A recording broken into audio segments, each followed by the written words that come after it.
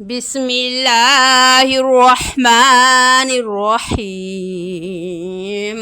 الرحمن علم القرآن خلق الإنسان علمه البيان.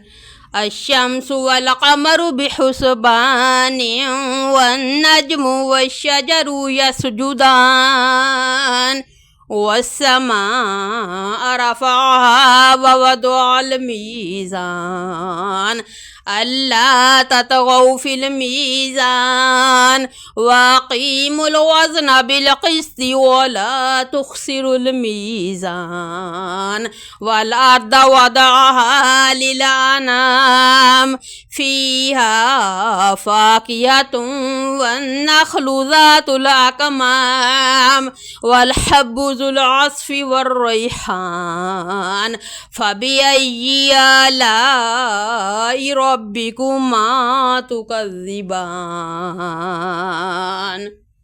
خلق الإنسان من صلصال كالفخار وخلق الجان من مارج من نار. فبأي آلاء ربكما تكذبان. رب المشرقين ورب المغربين. فبأي آلاء ربكما تكذبان. مرج البحرين يلتقيان بينهما برزخ لا يبغيان. فبأي آلاء ربكما تكذبان.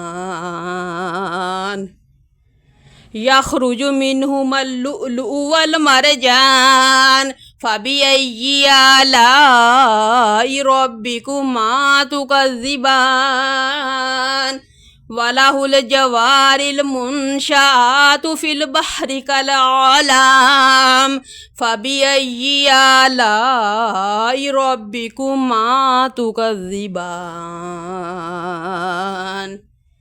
كل من عليها فان ويبقى وجه ربك ذو الجلال والإكرام. فبأي آلاء ربكما تكذبان. يسأله من في السماوات والأرض كل يوم هو في شأن. فبأي آلاء ربكما تكذبان. سنفرغ لكم أيها الثقلان. فبأي آلاء ربكما تكذبان. يا معشر الجن والإنس إن استطعتم أن تنفذوا من أقطار السماوات والأرض فانفذوا لا تنفذون إلا بسلطان. فبأي آلاء ربكما تكذبان. يرسل عليكما شواظ من نار ونحاس فلا تنتصران. فبأي آلاء ربكما تكذبان. فإذا انشقت السماء فكانت وردة كالدهان.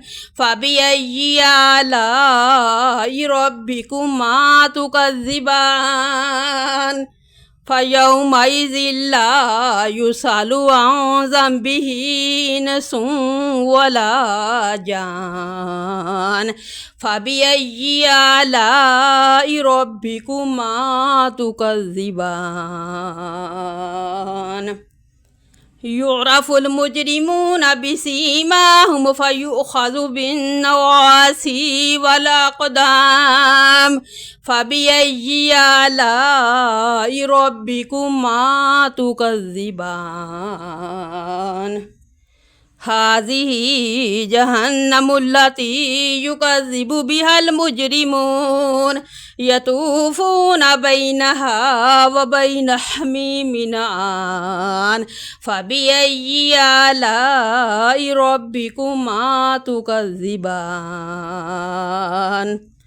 ولمن خاف مقام ربه جنتان فبأي آلاء ربكما تكذبان ذواتا أفنان فبأي آلاء ربكما تكذبان فيهما عينان تجريان فبأي آلاء ربكما تكذبان فيهما من كل فاكهة زوجان فبأي آلاء ربكما تكذبان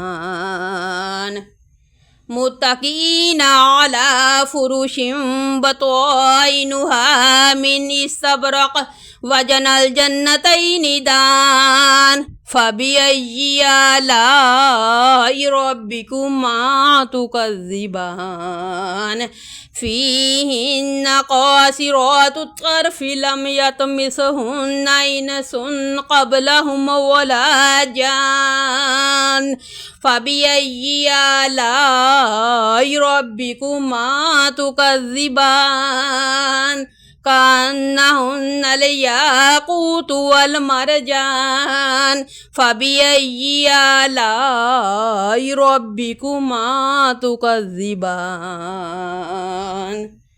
هل جزاء الإحسان إلا الإحسان فبأي آلاء ربكما تكذبان ومن دونهما جنتان فبأي آلاء ربكما تكذبان مدهامتان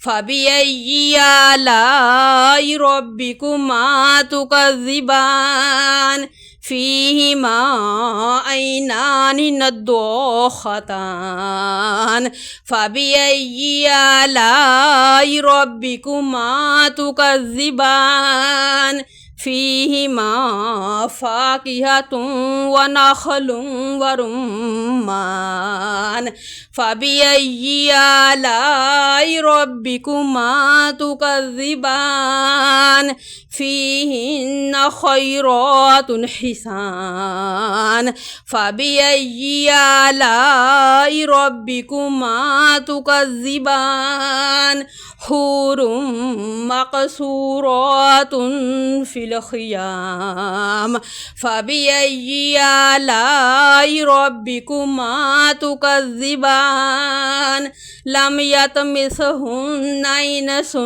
قبلهم ولا جان فبأي آلاء ربكما تكذبان متكئين على رفرف خضر وعبقري حسان فبأي آلاء ربكما تكذبان تبارك اسم ربك ذي الجلال والإكرام.